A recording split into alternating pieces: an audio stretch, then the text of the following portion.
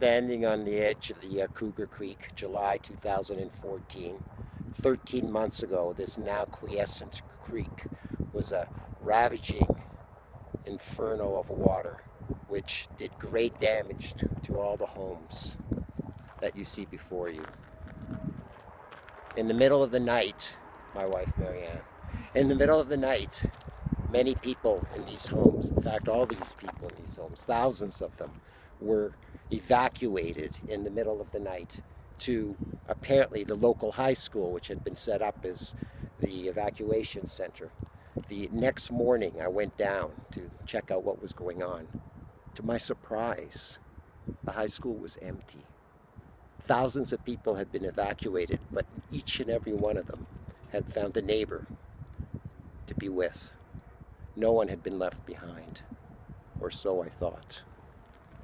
You'll notice that all these houses, if you look carefully, are being repaired.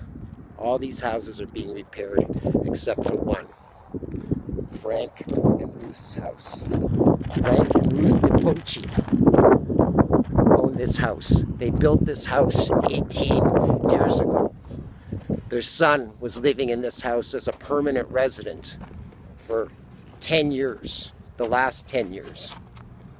All the other neighbors that are now diligently repairing, this person here is already putting in grass, ready to move back in. This house next door to the Di Poces was deemed unrepairable and demolished. The Di Poces' home, even though it can't be repaired, sits slowly deteriorating. You ask why? Why for months everyone else is getting repaired? Why is this house slowly deteriorating? What's going on here? It's because all the other neighbors got compensation. The Di Poces got zero, nada, zilch. You see, the Di Poces, this was determined by the DRP, the Disaster Relief Plan, that controls who gets the money, was deemed a secondary home because the Di Poces live in Toronto. And even though they had built this house 18 years ago and their son was living here as a permanent resident and they were paying full-time taxes, they were deemed secondary home and thus zero compensation. All their neighbors got compensated and are rebuilding. The Bruni's place is languishing. They've lost their life savings. They've lost their retirement.